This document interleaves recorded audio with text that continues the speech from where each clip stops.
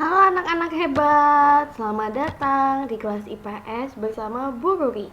Hari ini kita akan belajar IPS bersama-sama. Ayo kita mulai.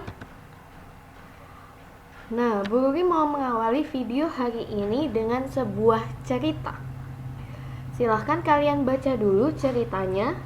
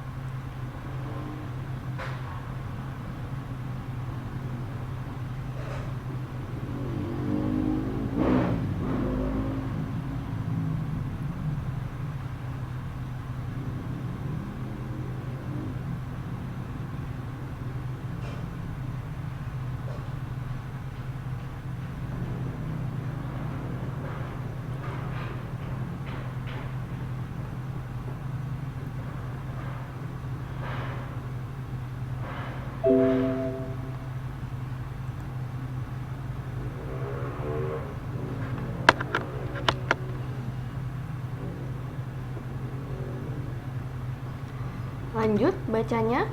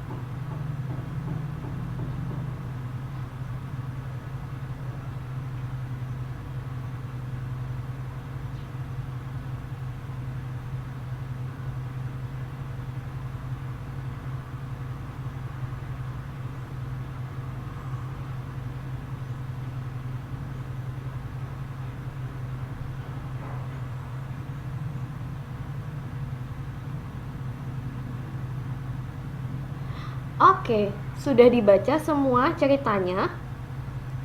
Nah, kita lanjut ya. Nah, menurut pendapatmu, apakah Bayu sudah berusaha untuk meraih cita-citanya? Jadi Bayu ingin menjadi pemain profesional, pemain bola profesional. Menurut pendapatmu, apakah Bayu sudah berusaha untuk meraih cita-citanya? Jawabannya adalah ya. Bayu berusaha untuk meraih cita-citanya dengan cara bergabung dengan tim Persib Jember supaya dia bisa mendapatkan latihan yang lebih baik. Lalu Bayu juga menghabiskan waktu 45 menit untuk menuju tempat latihan dari rumahnya. Cukup jauh ya perjalanannya. Lalu dari Persib Jember, Bayu pindah ke Persekap Pasuruan. Dan karena Bayu sudah berlatih dengan keras, ia ikut berlomba di PON 2012 di Riau dan akhirnya mendapat tawaran masuk di Persisam Putra Samarinda. Jadi, Bayu ingin menjadi pemain bola profesional dan dia sudah berusaha agar cita-citanya itu terwujud dan akhirnya dia bisa menjadi pemain bola profesional. Nah, apakah Bayu mengalami kendala dalam meraih cita-citanya? Ya, ada 2 kendala. Yang kendala pertama adalah gaji pertama Bayu hanya sebesar 150.000. dan hanya cukup untuk membeli bensin.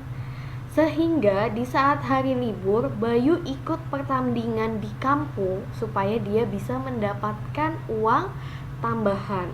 Jadi walaupun gaji pertamanya hanya sebesar 150.000, Bayu tidak menyerah. Bayu tetap berusaha. Nah, yang kedua, Bayu juga sempat cedera lutut parah. Tapi ini pun tidak menghentikan cita-citanya. Bayu tetap giat berlatih dan setelah sembuh dia mengejar ketertinggalannya akibat cedera lututnya. Jadi dia terus berusaha untuk berlatih. Dua kendala ini sama sekali tidak menghalangi Bayu untuk meraih cita-citanya. Nah, dari cerita Bayu ini, kita bisa mendapatkan pesan moral. Untuk meraih cita-cita, kalian harus berusaha dan tidak boleh berhenti di tengah jalan. Kalian harus fokus pada tujuan kalian. Kalian harus fokus pada cita-cita kalian. Nah, untuk meraih cita-cita, itu harus berada di jalur yang benar. Seperti Bayu ingin menjadi pemain bola profesional, akhirnya dia masuk ke klub sepak bola supaya dia bisa berlatih sepak bola dengan lebih baik lagi. Nah, itu contohnya fokus dengan tujuan. Lalu, kita sebagai makhluk sosial itu membutuhkan orang lain. Makhluk sosial itu artinya kita membutuhkan orang lain. Kita tidak bisa mengerjakan segala sesuatunya sendiri. Arsitek saja membutuhkan tukang kayu, tukang besi, dan tukang batu untuk membantunya. Jadi arsitek merancang sebuah bangunan, tapi dia tidak bisa membangun bangunan itu sendirian. Dia membutuhkan tenaga orang lain, dia membutuhkan bantuan dari orang lain. Sama seperti Bayu tadi, Bayu juga ingin menjadi pemain bola profesional. Dia tidak bisa berlatih sendiri, dia harus dilatih oleh orang lain. Nah, bermain bola pun juga kan tidak sendirian. Dia bermain dengan teman-teman satu timnya. Jadi itulah yang membuat kita sebagai makhluk sosial, kita membutuhkan orang lain.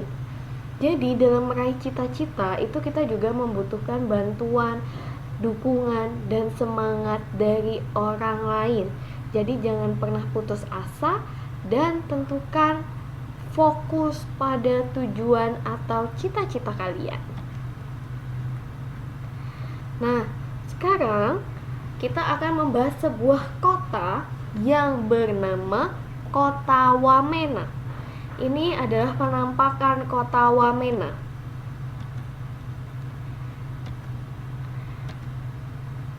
Jadi, Wamena ini adalah sebuah kota di Kabupaten Jayawijaya, Provinsi Papua, Indonesia.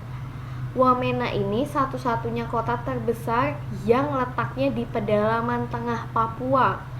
Wamena berasal dari bahasa Dani yang terdiri dari dua kata, wa dan mena, yang berarti babi jinak. Berbeda dengan kota-kota besar lainnya di Papua seperti Timika, Jayapura, Sorong, dan Merauke, Wamena merupakan surga dan mutiara yang belum banyak tersentuh di pedalaman pegunungan tengah Papua. Kota yang terletak di lembah Baliem dan dialiri oleh sungai Baliem serta diapit pegunungan Jayawijaya di selatannya memiliki ketinggian sekitar 1.600 meter di atas permukaan laut. Kota Wamena masih memiliki udara yang segar dan jauh dari polusi udara seperti kota-kota besar lainnya di Indonesia.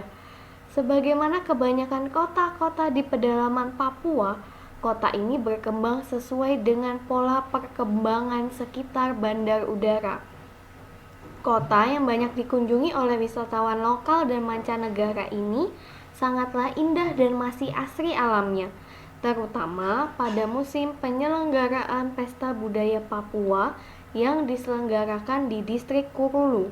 Kota ini dibanjiri oleh para wisatawan baik lokal maupun mancanegara. Nah, jadi kota Wamena ini termasuk kota besar di Pulau Papua. Tetapi karena letaknya agak di pedalaman tengah, kota ini masih tergolong tradisional, tidak seperti kota-kota besar di Papua lainnya.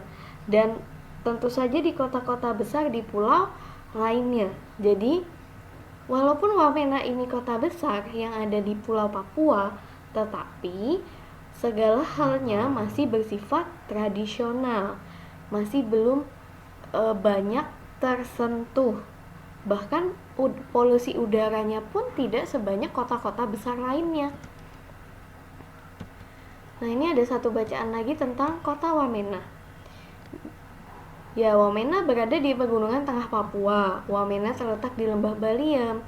Kota ini berupa dataran yang sangat luas. Kota ini juga dikelilingi oleh pegunungan berbatu.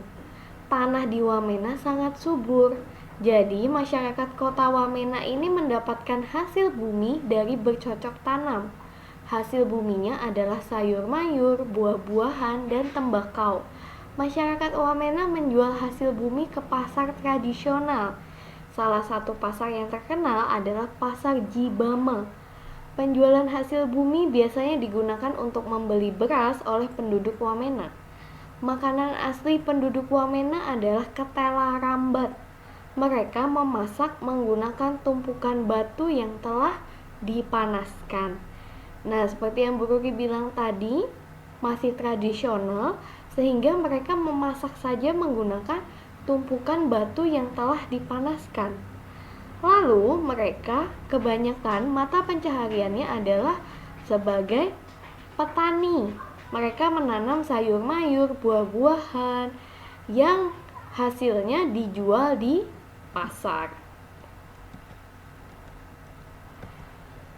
Nah, bagaimana kondisi alam di Wamena dan pengaruhnya terhadap kehidupan masyarakat?